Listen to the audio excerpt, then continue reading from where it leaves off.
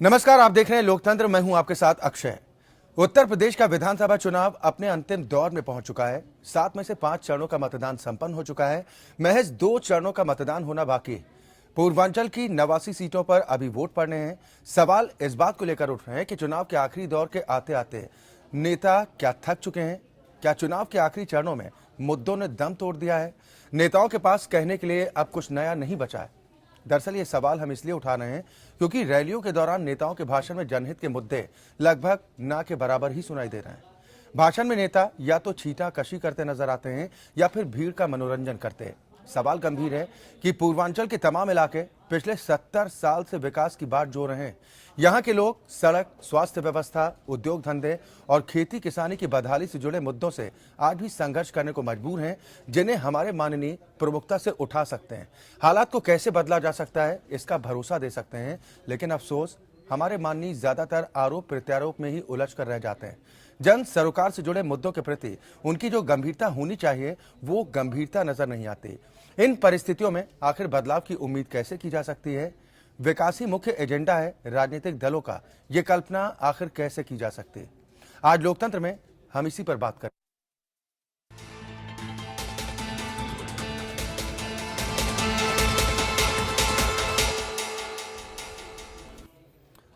दरअसल नेताओं के थके होने का मुद्दा इसलिए भी जोर शोर से उठने लगा है क्योंकि इस बार चुनावी दांवपेच नेताओं का अंदाजा हल्का फुल्का हो गया है। एक दूसरे पर निशाना साधने के लिए काम में कमी, भ्रष्टाचार या जनता की उम्मीदों पर ना उतर पाने की शिकायत नहीं की जा रही, बल्कि जानवरों को सियासी बाड़ों में खींचकर लाया जा रहा है।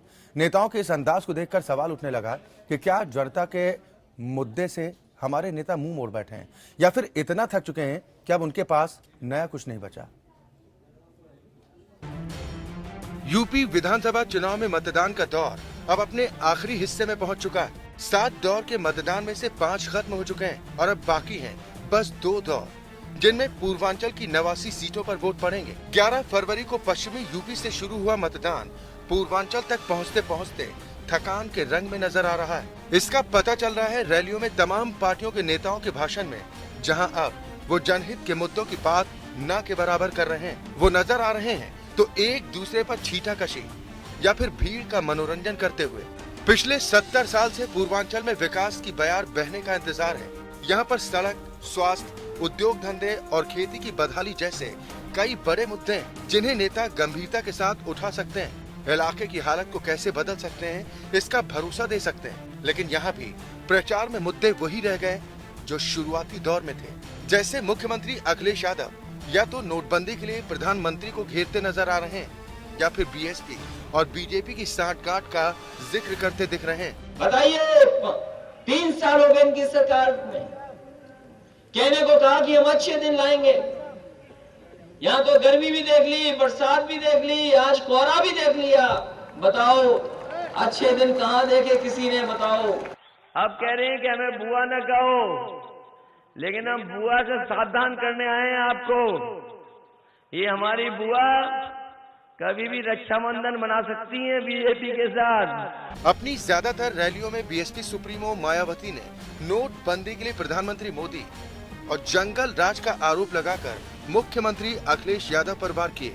अपनी पार्टी का व अपने वरिष्ठ नेताओं का तथा अपने चहेते बड़े बड़े पूंजीपतियों व धन्ना सेठों का भी काला धन पूरे तौर से ठिकाने लगवा दिया था। इससे ये साफ जाहिर होता है कि दाल में थोड़ा नहीं बल्कि पूरी दाल ही हमें काली नजर आती है।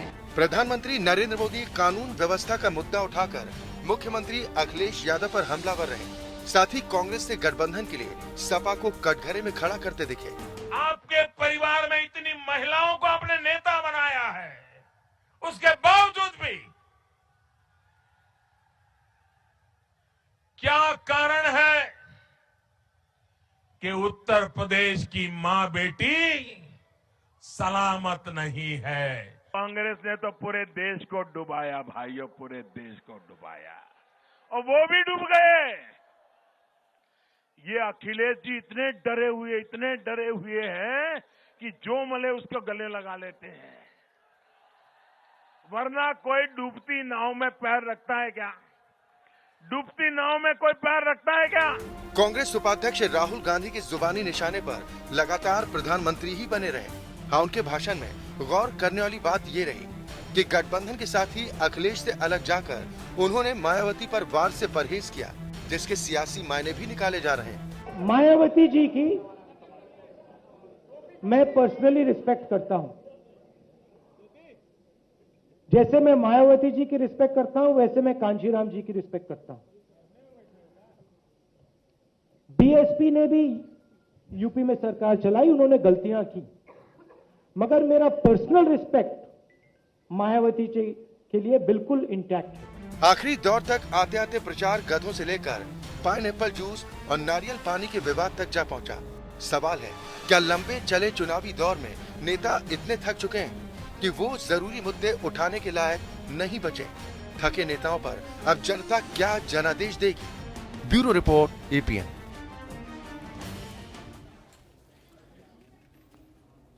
यहाँ तो 7 में से 5 चरणों का मतदान तो संपन्न हो चुका है। महज 2 चरणों का मतदान होना बाकी है। लेकिन पूर्वांचल में जो 89 सीटें हैं, इसको लेकर क्या मुद्दों का अकाल पड़ने लगा है? क्या कुछ नया नेताओं के पास कहने को बचा नहीं है? आज हम इसी पर चर्चा करेंगे। सभी खास मेहमान हमारे साथ जुड़ गए हैं। सबसे पहले परिचय आज के मेहमानों का आप सभी दर्शकों से कराते हैं। मेरे साथ नोएडा स्टूडियो से राजकुमार भाटी जी हैं। आप समाजवादी पार्टी के नेता हैं। पार्टी का पक्ष रखेंगे, सरकार का पक्ष रखेंगे। 4 मेहमान लखनऊ स्टूडियो से हैं। सत्यदेव त्रिपाठी जी, आप कांग्रेस के वरिष्ठ नेता हैं, साथ में प्रवक्ता भी हैं। के शुक्ला जी हैं, भारतीय जनता पार्टी का पक्ष रखेंगे। साथ ही अनिल दुबे जी, किसान नेता हैं, आरएलडी के प्रवक्ता भी हैं। साथ ही वरिष्ठ पत्रकार सुरेश बहादुर जी हमारे साथ इस चर्चा में शामिल हैं, जो पूर्वांचल के मुद्दों को लेकर अपना पक्ष भी रखने की कोशिश करेंगे कि दावे वादे तो खूब किए जाते हैं, लेकिन तस्वीर नहीं बदलती है। बहुत स्वागत है आप सभी मेहमानों का हमारे साथ इस कार्यक्रम में शामिल होने के लिए। शुरुआत सुरेश बहादुर जी मैं आपसे ही करता हूं।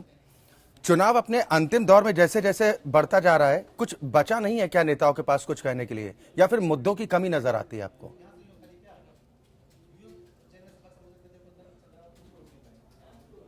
की बात है, पिछले कई चुनाव से ऐसा होता आया है।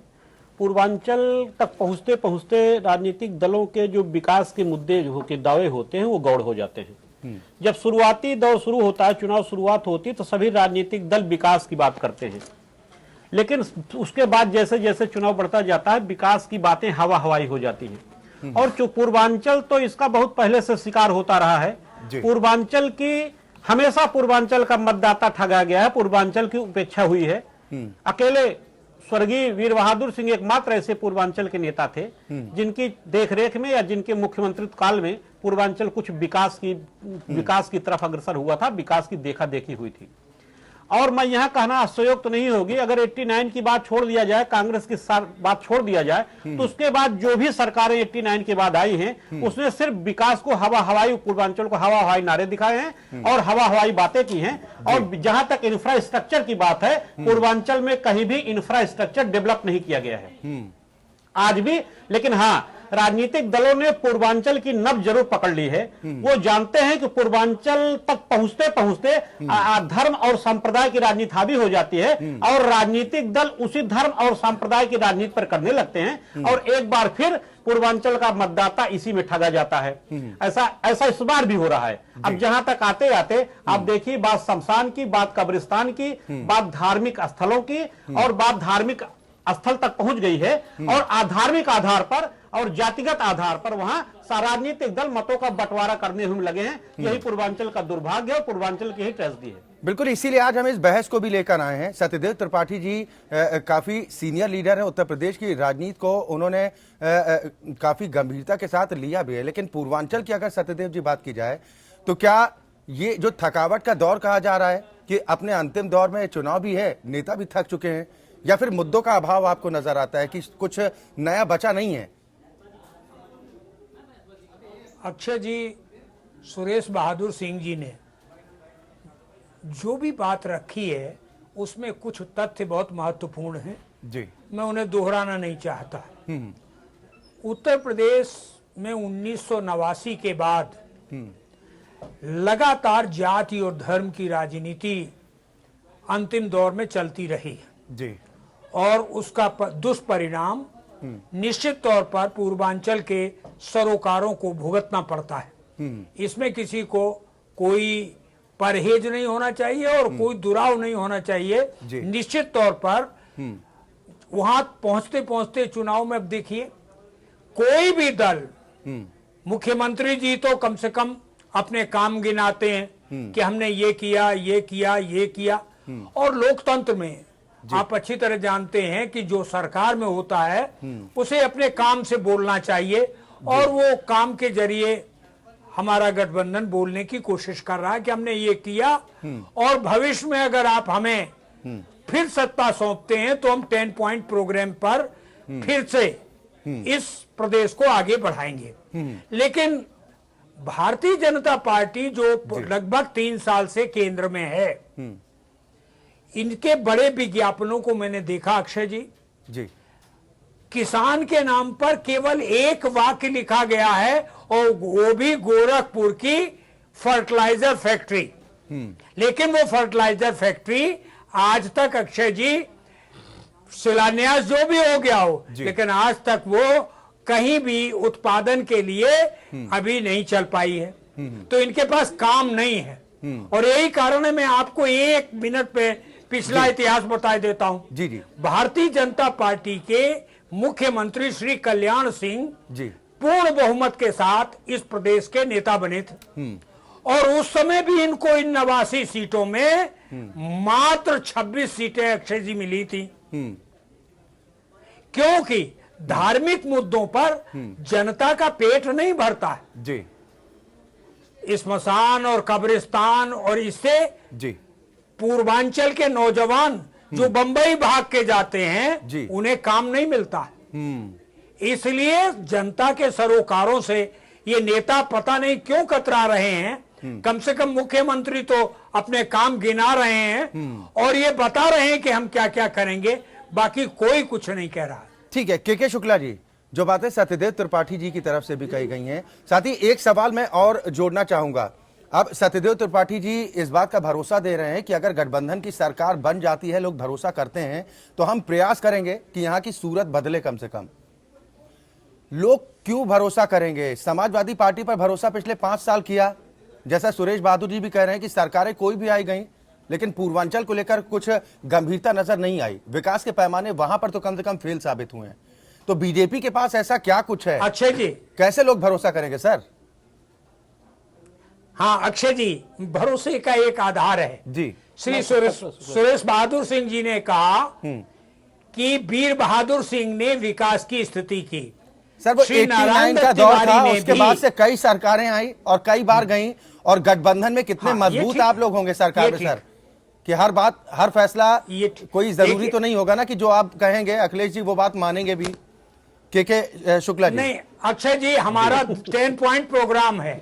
हम 10 पॉइंट प्रोग्राम पर श्री अखिलेश जी को विवश करेंगे कि उसको कार्यान्वित करें। ठीक है सर। के शुक्ला जी? अक्षय जी, आपका जो आज विषय है जी, कि आखिर पूर्वांचल पहुंचते पहुंचते क्या मुद्दे खत्म हो जाते हैं जी कि और चीजें उसमें हावी होने लगती। आप ये देखिए कि जब चुनाव शुरू हुआ तो पश्चिम में 65% की पोलिंग हुई और उससे ज्यादा हुई जी। धीरे धीरे जैसे जैसे हम मुद्दों को छोड़ते गए और मुद्दों से भटक कर हम व्यक्तिगत आक्षेप में उतर आए, वैसे वैसे जनता का मोह भी वोटिंग के प्रति भंग होता गया और इसीलिए पिछले चरण में मत प्रतिशत काफी नीचे चला गया। जी जी। ये दुर्भाग्य है इस देश का, इस प्रदेश का, कि हमारे मुख्यमंत्री जी, जो हमारे बड़े भाई सत्यदेव जी कह रहे हैं कि वो अपने काम गिना रहे हैं। मैं उनका एक वीडियो क्लिप देख रहा था यूट्यूब में जी जी, जहां वो भाषण देते देते बिना किसी संदर्भ और प्रसंग के अमिताभ बच्चन का उल्लेख करते हुए कहते हैं कि आप गुजरात के गधों का विज्ञापन करना बंद कर दीजिए। और गधों का भी नहीं कहते हैं, गुजरात के गधा का विज्ञापन करना बंद कर दीजिए। आखिर देश के प्रधानमंत्री को इंगित करते हुए देखिए, जनता सब समझती है आप क्या कहना चाहते हैं, ये संदेश चला जाता है। कहीं कोई संदर्भ नहीं था, कहीं कोई उसका मतलब नहीं था, लेकिन वहां पर उन्होंने एक छींटा कसी कर दी। सर आपकी पार्टी में भी तो उसको नेता बड़ी तमाम ऐसे खूबसूरती हैं से- जो पप्पू गप्पू की संज्ञा देते हैं, ये भी तो ठीक नहीं है सर। देखिए उनको जिनके बारे में आप पप्पू गप्पू की संज्ञा कह रहे हैं वो हमारे नेता कम दे रहे हैं। अगर आप सोशल साइट पे जाइए, अगर आप फेसबुक पे जाइए तो समान जनता कह रही है ये सर सोशल मीडिया को छोड़ दीजिए ना सर, पान की दुकान है कर रहे हैं।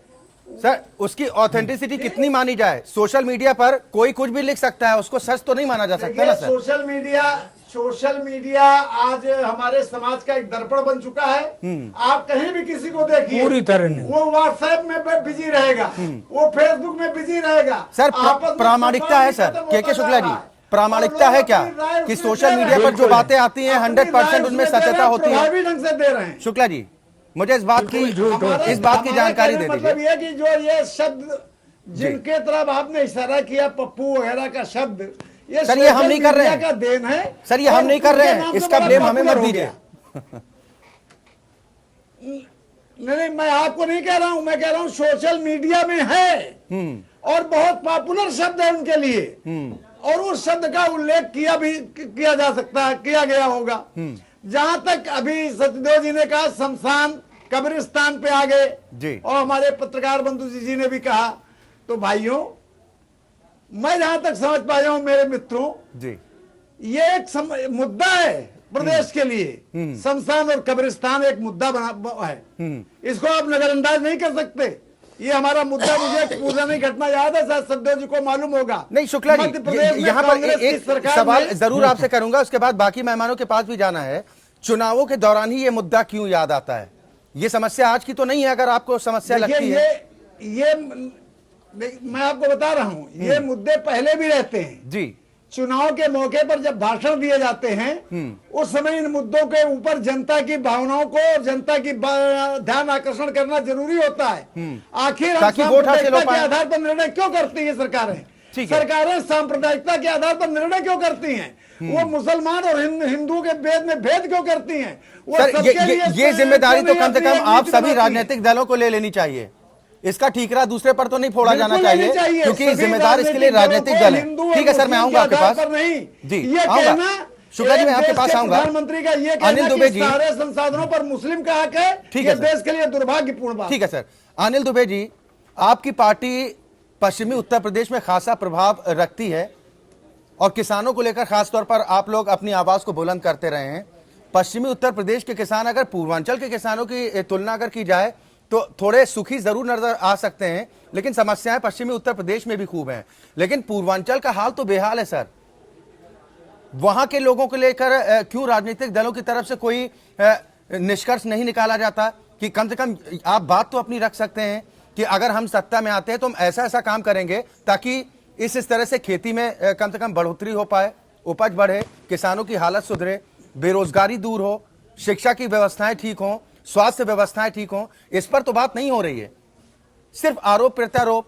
उन्होंने ऐसा कहा, हमने ऐसा कहा। बिल्कुल अक्षय, आप सुरेश बहादुर जी ने बहुत अच्छी शुरुआत की। आप अच्छी बहस लेकर के आए और उसकी शुरुआत सुरेश बहादुर जी ने बड़े अच्छे ढंग से की। पूर्वांचल में जब चुनाव लास्ट में जाता है, ये हमेशा की परंपरा रही कि पूर्वांचल में बुनियादी मुद्दे छूट जाते हैं। और मैं तो ये कहूंगा कि बुनियादी मुद्दों पर इस बार बुनियादी मुद्दों पर पहले चरण से ही जनता ने ध्यान देना शुरू किया, और जनता ने जो है उस पर जब उस तरह का रुख दिखाया तो ये नेताओं को लगा कि अब हमने तो जो 2012 में घोषणा पत्र दिया था और 2014 में भारतीय जनता पार्टी ने जो घोषणा पत्र दिया, इनको ये लगा कि हमारे घोषणा पत्र पे जनता निगाह लगा रही है कि 2012 में आपने क्या कहा था और 2014 में आपने कहा था। उस तरह का रुख देख करके इन पार्टियों ने, और जो एक दूसरी तीसरी पार्टी है बीएसपी ने, उन्होंने भी यहाँ पे जो राज किया, उनके भ्रष्टाचार पे भी, उनके भी नारे पर जनता की निगाह थी।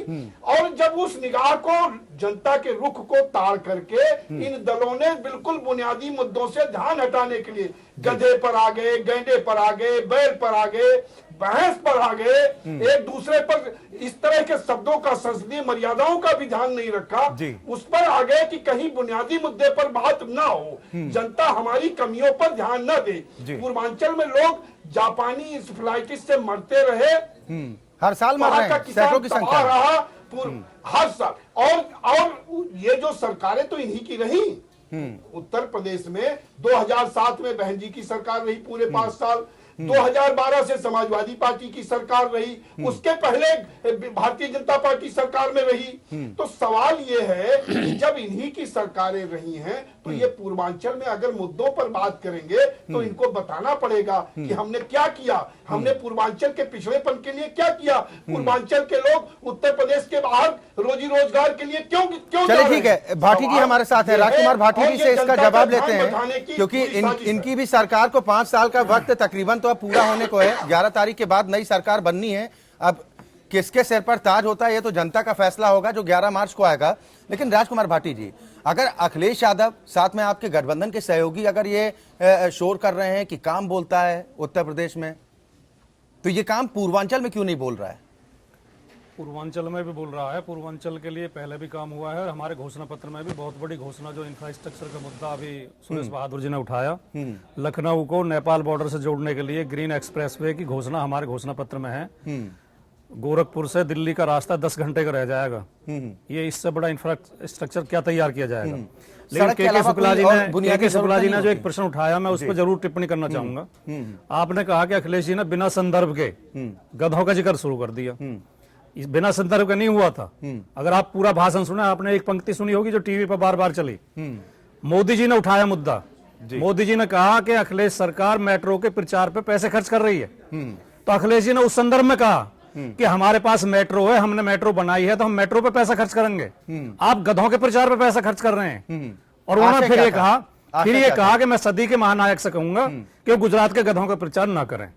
अब अगर इस संदर्भ को आप खुद, महानायक का ट्वीट भी आपने सुना होगा राजकुमार भाटी जी, अब अगर इस संदर्भ को के शुक्ला जी खुद प्रधानमंत्री से जोड़ रहे हैं, उन्होंने भी ट्वीट किया था अखिलेश यादव के इस बयान के बाद कि हर दिन एक उम्मीद के साथ शुरू होता है लेकिन निराशा के साथ खत्म होता है। देखिए, अखिलेश यादव जी किसी भी रैली में बोलते हैं, जो चुनाव प्रचार में जा रहे हैं, 45 मिनट से 70 मिनट तक का उनका भाषण होता है और उसमें से कम 40 मिनट केवल विकास के ऊपर बोलते हैं। सर अपने 5 साल के कार्य बताते हैं। अब ब्लेम तो कम से कम आगे का घोषणा पत्र बताते हैं। राजकुमार जी, घोषणा पत्र अपनी जगह है, आपने जो वादे किए थे आम जनता से, हम उसी पर बात कर रहे हैं ना कि 5 साल तो आप लोगों के कंप्लीट होने को है ना।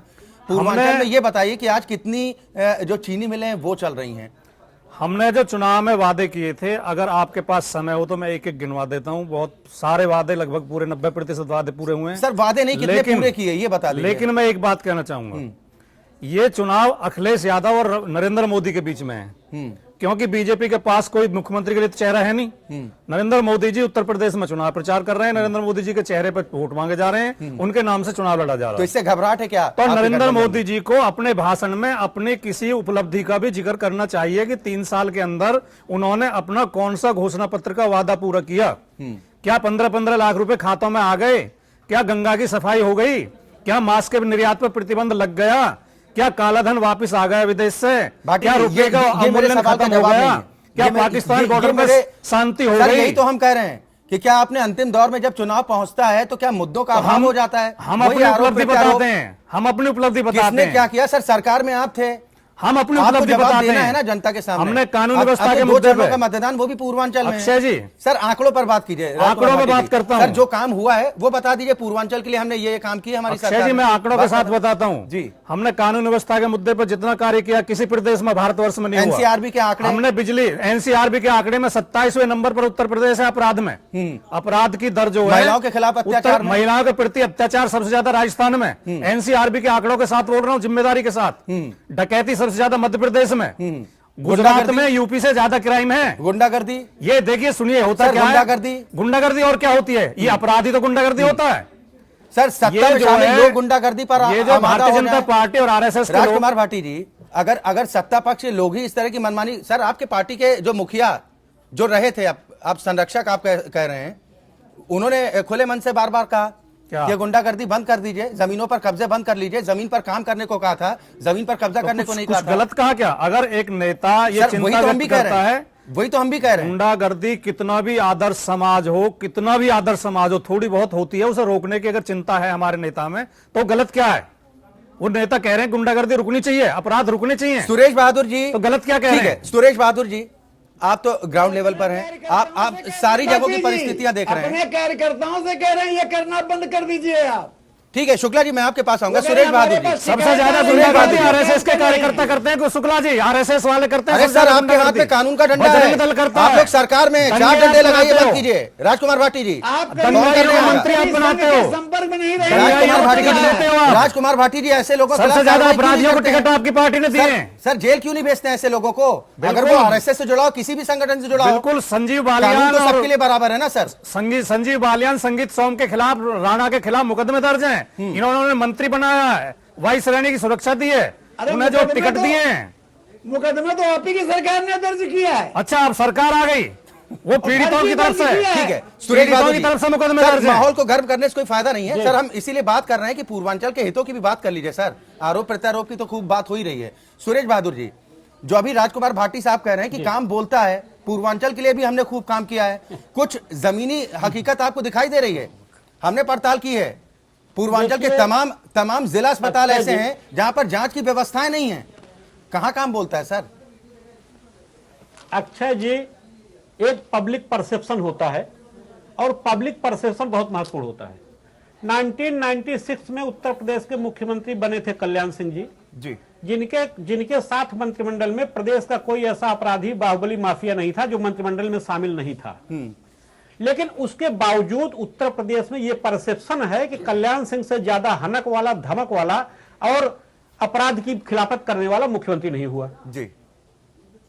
यही हाल बस बहुजन समाज पार्टी का है। बहुजन समाज पार्टी में मुख्तार अंसारी हैं, सारे विधायक, रमाकांत यादव, उमाकांत यादव सारे विधायक रहे जी। लेकिन मायावती के बारे में हमेशा ये परसेप्शन रहा कि अगर मायावती सरकार में आएगी तो अपराधी जेल में होंगे।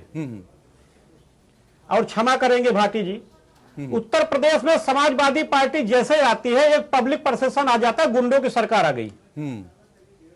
यह पब्लिक परसेप्शन है और इस पब्लिक परसेप्शन को प्रयास करना चाहिए था सरकार को। हाँ, इस पब्लिक परसेप्शन को अखिलेश यादव ने आकर के थोड़ा सा उसको रोकने का प्रयास किया था जब उन्होंने डीपी यादव की एंट्री बंद कर दी और चुनाव आते आते मुख्तार अंसारी को पार्टी में शामिल करने से मना कर दिया जी। इसका यह पहली बार हुआ है पब्लिक परसेप्शन में जो परिवर्तन करने का प्रयास अखिलेश यादव ने किया है। ये जब तक लेकिन जनता का परसेप्शन नहीं बदलता है तब तक हम आप टीवी चैनल्स पर ऐसे बात करते रहें, उस बहस का कोई मतलब नहीं होता है जी।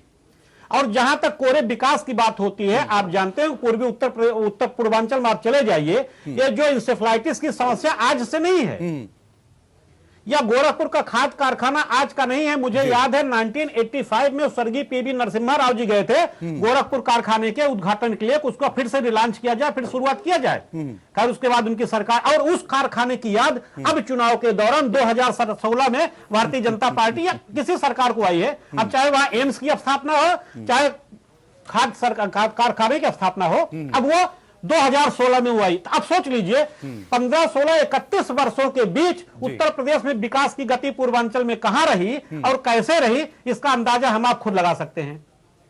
जहां तक पूर्वांचल के सेंटिमेंट्स की बात है, मैं ये नहीं कहता कि कब्रिस्तान और शमशान कितना असर दिखाएंगे, लेकिन उत्तर प्रदेश में पूर्वांचल में गोरखपुर में एक क्षेत्र है चिल्लूपार जी। चिल्लूपार विधानसभा क्षेत्र से हरिशंकर तिवारी सन 85 से लगातार विजयी होते रहे थे जी। और 2007 तक 2007 में राजेश त्रिपाठी जैसा एक प्रत्याशी आया जिसने वहां सिर्फ शमशान घाट की व्यवस्था कराई और बैकुंठ धाम और मुक्ति धाम की व्यवस्था कराई।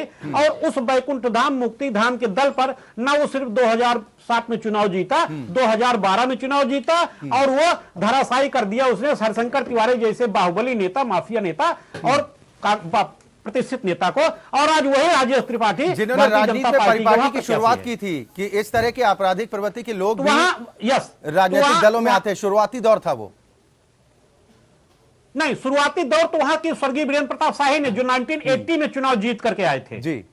पहला माफिया था जो चुनाव में एंट्री जिसकी हुई थी और राजनीति में माफियाओं की तरफ ले जाने वाले पहले माफिया थे। उसके बाद हरिशंकर तिवारी 1985 में आए। नहीं, उसके बाद सवाल उठता है कि उसके बाद हमारे राजनीतिक दलों को क्या हो गया, क्या अपने विकास के दावों से ज्यादा भरोसा इन बाहुबलियों पर हो गया, क्योंकि कोई भी पार्टी आज की डेट में नहीं, जो एडीआर की रिपोर्ट भी सामने आई है कि कोई दल ये नहीं कह सकता कि हम पाक साफ हैं, है ना। सभी ने, हाँ थोड़ी बहुत जो संख्या है ऊपर नीचे हो सकती है, लेकिन सभी ने खूब मौका दिया ऐसे बाहुबलियों के सहारे सत्ता के नजदीक तक पहुंचने का।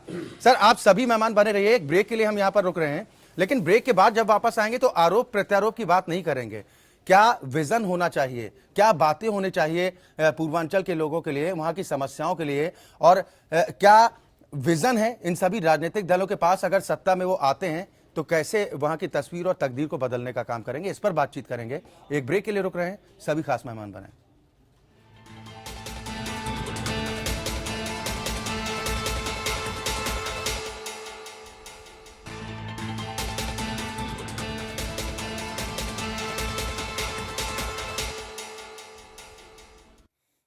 ब्रेक के बाद आपका स्वागत है। आप देख रहे हैं लोकतंत्र। हम बात कर रहे हैं पूर्वांचल की। पूर्वांचल विकास की बयार बहने के लिए अब भी तरस रहा है, लेकिन वादे और दावे खूब किए जाते हैं। आखिर तस्वीर क्यों नहीं बदली है, इसी पर हम चर्चा कर रहे हैं और सभी खास मेहमान हमारे साथ बने हुए हैं। सत्यदेव जी, मैं आपके पास आता हूं। सर अब ये वक्त गया, गड़े मुर्दे उठाने से कोई फायदा तो है नहीं कि गड़े मुर्दे उखाड़ दीजिए, उससे कुछ काम चलने वाला है। आने वाले वक्त में क्या विजन होना चाहिए? जैसे आपने कहा कि हमारा जो 10 सूत्रीय कार्यक्रम है, अगर जनता हम पर भरोसा करती है तो हम उनके माध्यम से विकास के कामों को आगे बढ़ाने का काम करेंगे। प्रायोरिटी क्या रहेगी पूर्वांचल के लिए आपके गठबंधन की? देखिए अक्षय जी, मैं गड़े मुर्दे नहीं उखाड़ना चाहता, लेकिन एक आध दो चीजें जरूर बताना चाहूंगा। जी जी।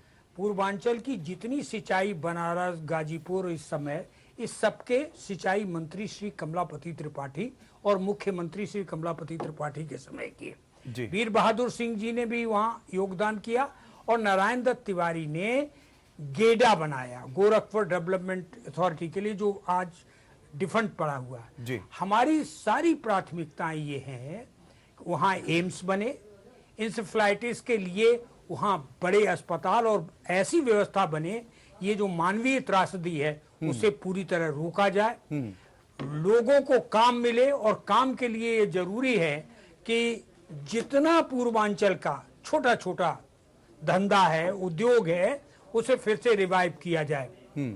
चाहे चुनार का हो, चाहे मिर्जापुर का हो, चाहे भदोही का कालीन हो, इन सारी चीजों, और चाहे आप ये मऊ की पूरी बेल्ट में जो कारीगरी चलती है अंसारी भाइयों की, इन सब के कामों को तो हम लोग पूरी तरह प्रतिबद्ध हैं कि लोगों को काम मिले, किसानों की कर्ज माफी हो, बिजली बिल हाफ हो, और इसके साथ साथ नौजवानों को पढ़ाई और दवाई की उचित व्यवस्था मिले। ये हमारा घोषित कार्यक्रम है, जो 10 पॉइंट प्रोग्राम पर हमने, कांग्रेस पार्टी ने और समाजवादी पार्टी ने दस्तखत किए हैं। श्री अखिलेश यादव और राहुल गांधी के दस्तखत से जारी किया गया। यानी आप कम से कम ये मोहर तो लगाते हैं कि आप लोगों ने जो 10 सूत्रीय कार्यक्रम जो तैयार किया है उसमें ये कमियां हैं, ये तो कम से कम मानते ही हैं कि स्वास्थ्य सेवाएं भी वहां पर ठीक नहीं है, रोजगार के साधन भी उपलब्ध कराने हैं, कम से कम दवा ववा की व्यवस्था ठीक ढंग से लोगों को हो जाए।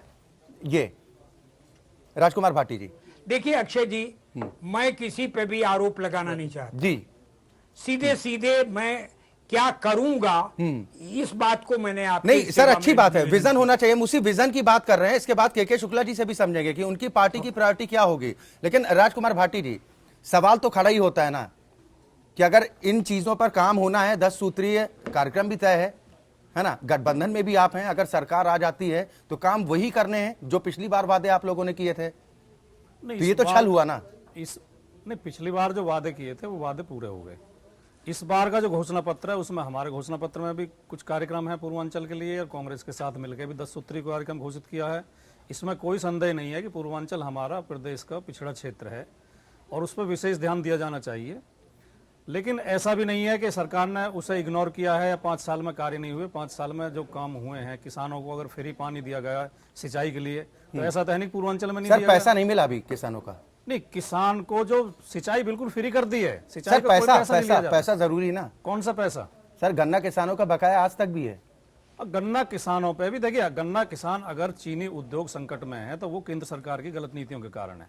केंद्र सरकार चीनी आयात कर लेती है, केंद्र सरकार राहत नहीं दे रही है चीनी उद्योग को। चीनी बाजार में सही रेट पर नहीं बिक रही है। सर मिल मालिकों को तो राहत पहुंच जाती है, ये कैसे पहुंच जाती है? मिल मालिकों को तो राहत पहुंच जाती है, लेकिन किसानों तक ये राहत नहीं पहुंचती ना। यही तो पीड़ा है किसानों के की। खिलाफ इन्होंने अच्छा इनसे भाटी जी से पूछे कितने मिल मालिकों के खिलाफ आरसी जारी हुई?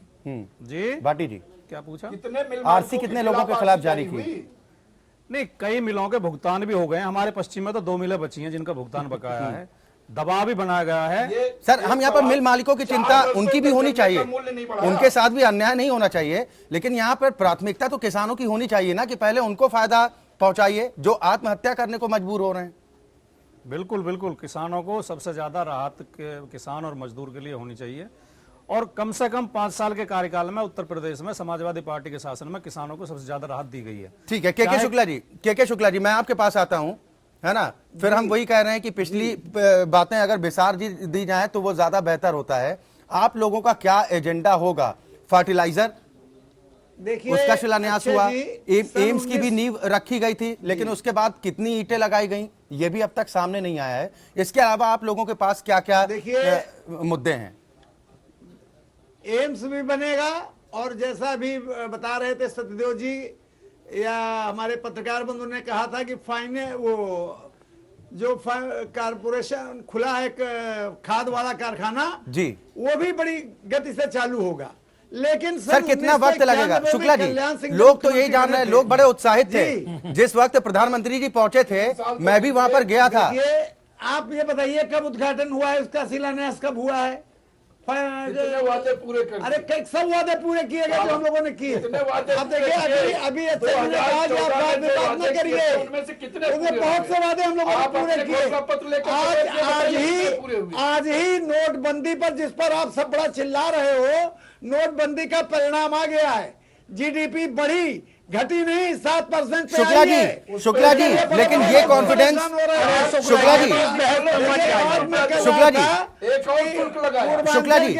शुक्ला जी, अब आप लोग सीना ठोक कर ये कह रहे हैं कि जो आंकड़े आए हैं जीडीपी पर असर नहीं पड़ा है। ये आंकड़े जारी होने के बाद इतना कॉन्फिडेंस आया ना आप लोगों में। इससे पहले तो आप लोगों ने चुनाव के 5 फेज हो चुके हैं, आप लोगों ने जिक्र भी नहीं किया। लोग चिल्ला रहे थे सर, आप लोगों ने तो जिक्र नहीं किया। मालूम था कि जीडीपी नहीं, लेकिन ये लोग चिल्ला ज्यादा रहे थे। शुक्ला जी, गैस सिलेंडर के दाम को करीब बढ़ाए आपने। मैं तो आपको कहने जा रहा था कि पूर्वांचल के विकास के लिए कल्याण सिंह जी ने 91 में पूर्वांचल विकास परिषद और पूर्वांचल विकास निधि की स्थापना की थी।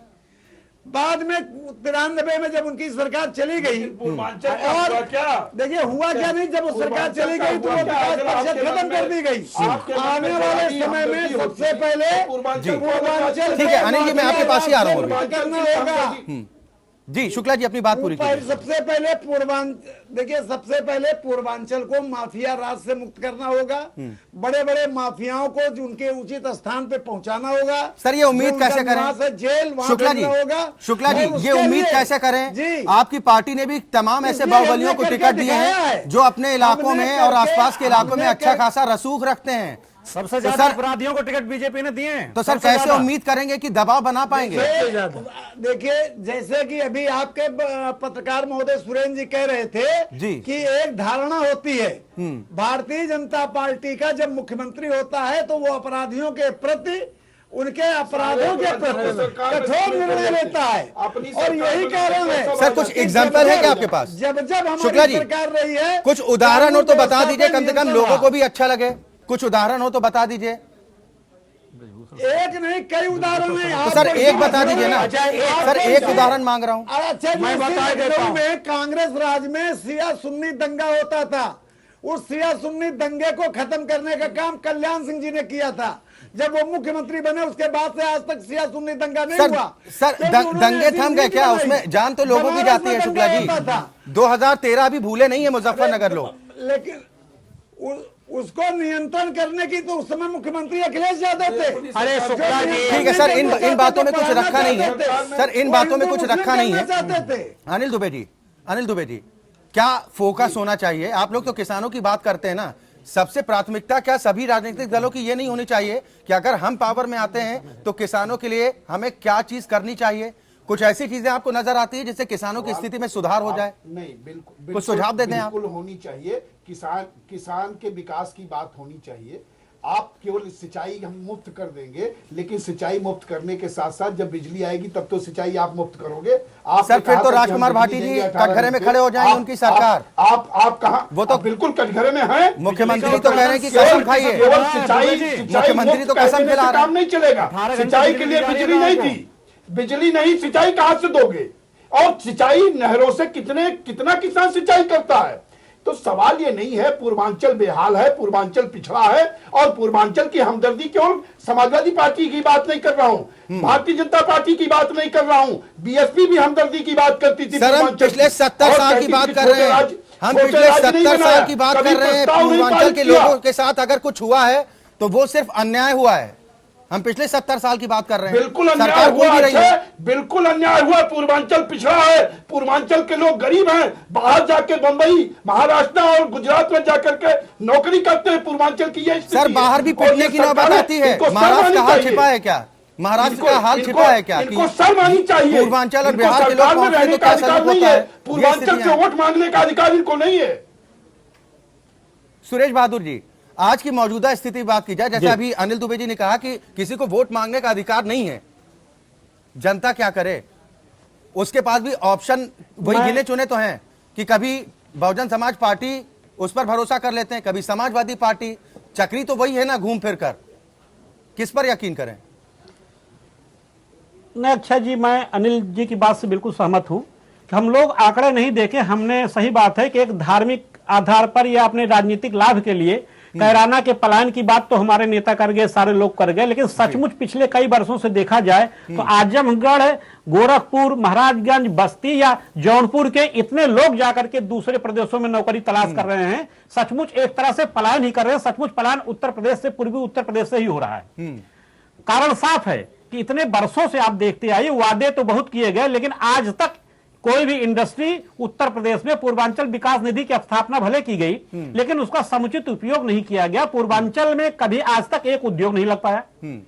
जो इंफ्रास्ट्रक्चर पूर्वांचल को चाहिए, न बिजली है, न पानी है, न सड़क है। और आने के बाद देखिए कई राज्य सरकारें आती हैं और उद्योगपतियों के सामने एमओयू साइन होते हैं, तुरंत आते हैं। कई एमओयू साइन हुए हैं, इस सरकार में भी कई साइन हुए, लेकिन आज सरकार के 5 वर्ष हो गए, पूर्वांचल में ना तो कोई इंडस्ट्रियल विकास हुआ, ना इंडस्ट्री लगी है, और ना वहां बेरोजगारों के लिए कोई किया गया है। सिर्फ कोरे वादे किए जाते हैं। हाँ, एक दिन की खबर छपती है टीवी और दूरदर्शन और प्रिंट मीडिया में, हम लोग दिखाते हैं ये एमओयू जो साइन करते हैं, वो जरूर साइन किए जाते हैं, प्रचार प्रसार भी होते हैं, लेकिन आज तक कोई पूर्वांचल में वापस कोई उद्योगपति लौट के नहीं आता, क्योंकि वहां अपहरण का व्यवसाय जो इतना फलता फूलता रहा है। जैसे शुक्ला जी ने भी कहा ना, वहां तो सबसे पहले माफिया तंत्र पर अंकुश लगाना होगा, और सरकारों के लिए इसके पहले कमिटमेंट करना पड़ेगा, वचनबद्ध होगा कि पहले वो आने वाले उद्योगपति को सुरक्षा मुहैया कराएं, उनको जो है अपनी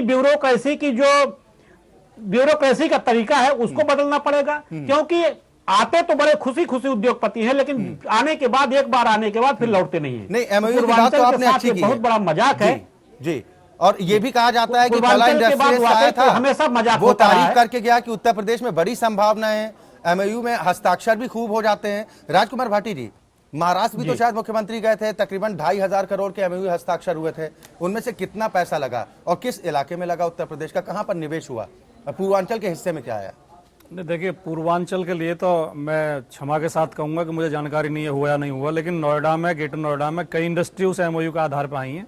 अभी पतंजलि का शिलान्यास हुआ है जो 10,000 लोगों को रोजगार देगी, और सैमसंग की यूनिट आई है, ओप्पो की यूनिट आई है, और कई जो है वीवो की आई है, बड़ी बड़ी मल्टीनेशनल कंपनी। पूर्वांचल के लोगों का गुनाह क्या है सर उत्तर प्रदेश में? पूर्वांचल में भी उन्होंने कोई गलती की है? औद्योगिकीकरण होना चाहिए, वहाँ भी बाढ़ आती है। अच्छे पूर्वांचल के हिस्से में हर वर्ष बाढ़ आती है, लोग तबाह हो जाते हैं, बर्बाद हो जाते हैं, और सरकार जो है कुछ नहीं करती। पूर्वांचल विकास निधि गायब हो जाती है उसी बाढ़ में। सत्यदेव त्रिपाठी जी, सत्यदेव त्रिपाठी जी, अब जैसा बाढ़ का जिक्र किया, ये बाढ़ की ही संभावनाएं बनी रहेंगी या कुछ स्थिति सामान्य भी होगी? लोग कम से कम उम्मीद करें कि अब जो भी हमारी नई सरकार आएगी, कम से कम लोगों को अब थोड़ा उन पर भी फोकस करेगी, उनकी समस्याओं पर। निश्चित ही अक्षय जी, जो आप कह रहे हैं, बाढ़ सबसे बड़ा अभिशाप है, बाढ़ रुकनी चाहिए। हमारे मित्र शुक्ला जी कह रहे थे कि कल्याण सिंह जी, अरे आपके ही ब्रजभूषण शरण सिंह 43 कॉलेजों में नकल कराते हैं और प्रधानमंत्री नकल की बात करते हैं। तो आज कथनी और करनी में एका कीजिए और इस पूर्वांचल को विकास के रास्ते पर आगे बढ़ाइए। मेरा यही विनम्र निवेदन है, क्योंकि पूर्वांचल में कोई अभिशाप नहीं है, कोई उन्होंने पाप नहीं किया है जो कहीं ना कहीं वो विकास की दौड़ में पीछे रह जाएं। इसलिए किसान आयोग बनना जी, एम्स बनना, खाद कारखाना चलना, बाढ़ नियंत्रण होना, ये सारे कार्यक्रम, यही हमारे गठबंधन के कार्यक्रम और इन्हीं चीजों पर हम बार बार जोर देते हैं। के शुक्ला जी कुछ रिएक्ट करना चाहेंगे? सत्यदेव जी जो बातें कह रहे हैं, यहाँ राजकुमार भाटी जी ने भी अभी कहा कि भले उनके पास आंकड़े नहीं हैं, लेकिन पूर्वांचल में इंसेफ्लाइटिस जिसका जिक्र तब ज्यादा होता है जब मौतों का आंकड़ा बढ़ जाता है। ये बड़ा गंभीर विषय है जिसका आज तक कोई उपाय नहीं ढूंढा गया कि कैसे इस त्रासदी को रोकने का काम किया जाए, जो हर साल कम से कम 200-400 लोगों की जान लेता है। अभी आ जाना चाहिए निश्चित रूप से। अच्छे जी, पूर्वांचल राज्यों में जो भी जिले हैं पूर्वांचल क्षेत्र में, उनमें आबादी का घनत्व तो प्रदेश के अन्य जगहों से ज्यादा है जी, लेकिन चिकित्सा सुविधाएं वहाँ बहुत न्यून है। एक काशी हिंदू विश्वविद्यालय में मेडिकल कॉलेज है, और अब आजकल एक आजमगढ़ में शायद खोला जा रहा है, और एक गोरखपुर में है। वहां पर चिकित्सा व्यवस्था को इम्प्रूव करने की जरूरत है। सर्वांगीण विकास पूर्वांचल के जिलों के लिए अलग से एक पूर्वांचल विकास परिषद बनाकर वहां पर सारी समस्याओं का गहन अध्ययन करके, और जैसा मैं पहले भी कह चुका हूं, माफिया तंत्र पर रोक लगा करके आप वहां पर एक योजना बनाकर जाएंगे, गांव-गांव की आवश्यकताओं की जो जानकारी है इकट्ठा करके वहां पर जब विकास की गंगा बहाएंगे तभी कुछ हो पाएगा। और वो काम 27 साल यूपी बिहार का नारा देकर चलिए। लेकिन शुक्ला जी, बड़ी माफी के साथ यहाँ पर कहना चाहूंगा कि लोगों के मन में शंका रहेगी कि जब कोई भी पार्टी अगर आपराधिक प्रवृत्ति के लोगों को, ऐसी छवि वाले लोगों को टिकट देगी, अगर उन्हें माननीय का दर्जा दे देगी, तो फिर उम्मीद उतनी नहीं की जा सकती है। अनिल दुबे जी कुछ कहना चाह रहे थे सर, संक्षेप में अपनी बात पूरी कीजिए। देखिए अक्षय जी, सवाल सरकार के इकबाल का होता है। मैं आपको एक घटना देके बात खत्म करूंगा सर, संक्षेप कि चौधरी चरण सिंह जी इस उत्तर प्रदेश के मुख्यमंत्री थे, संक्षिप्त ही है। और जब वो उन्होंने मुख्यमंत्री पद की शपथ ली तो रोडवेज में कंडक्टर ने यात्री को 10 पैसा बच रहा था वो भी दिया। तो उस यात्री ने कहा कि पहले तो नहीं देते थे, कहने लगे अब चौधरी साहब का शासन आ गया है। तो इकबाल बोलता है, चौधरी साहब जब किसी तो अब इस इकबाल को क्या हुआ है सर? हम इसी इकबाल को समझने की कोशिश कर रहे थे इस चर्चा के दौरान भी कि क्या ये इकबाल एक बार फिर जागेगा, की बात करते हो, और जो 70 साल में नहीं हुआ अब आने वाले वक्त में उम्मीद की जाए। इस प्रत्याशी को हरा दो। सर बहुत शुक्रिया सर, बहुत शुक्रिया, वक्त की भी कमी है, और बहुत शुक्रिया आप सभी मेहमानों का हमारे साथ इस चर्चा में शामिल होने के लिए। तो मुद्दा बेहद गंभीर है।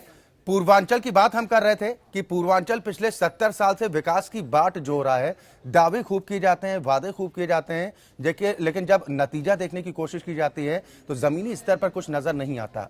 एक बार फिर वादों और दावों की झड़ी लगी हुई है। अब 11 मार्च के बाद सरकार बन जाएगी और उसके बाद कितने ये दावे पूरे किए जाते हैं, ये वादे पूरे किए जाते हैं, इसका इंतजार जनता भी करेगी।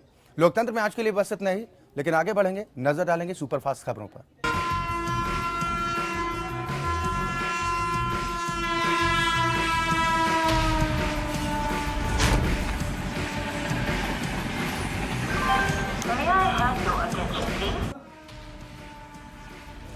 छठे चरण के चुनाव के लिए प्रचार का शोर थम गया और इसी के साथ बीजेपी सांसद योगी आदित्यनाथ, मुख्तार अंसारी और केंद्रीय मंत्री कलराज मिश्र समेत कई दिग्गज नेताओं की साथ दांव पर लगी।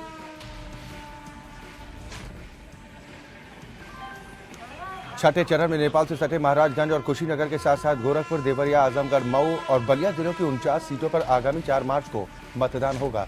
इस चरण में 77,84,000 महिलाओं समेत तकरीबन 1,72,00,000 मतदाता कुल 635 प्रत्याशियों की किस्मत का फैसला करेंगे।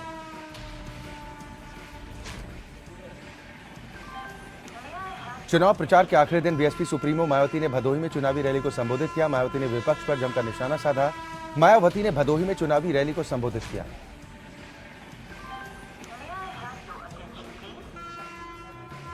यूपी असेंबली इलेक्शन में नेताओं की कैंपेनिंग टॉप पर है, लेकिन सपा संरक्षक मुलायम सिंह यादव खामोश। उन्होंने इस बार अब तक 2 ही रैलियां की हैं, जबकि 2012 के चुनाव में 300 से ज्यादा रैलियां की थी।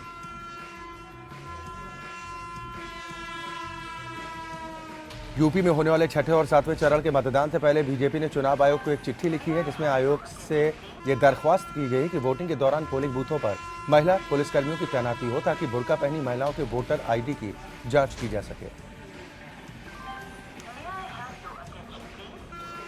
उत्तराखंड के विधानसभा चुनाव में नोटबंदी का मुद्दा हर राजनीतिक दल ने भुनाया। जहां पर एक तरफ बीजेपी ने नोटबंदी को देशहित में बताकर जनता से वोट मांगे, तो वही नोटबंदी से हुई लोगों की परेशानी को लेकर कांग्रेस ने चुनावी मुद्दा बनाया।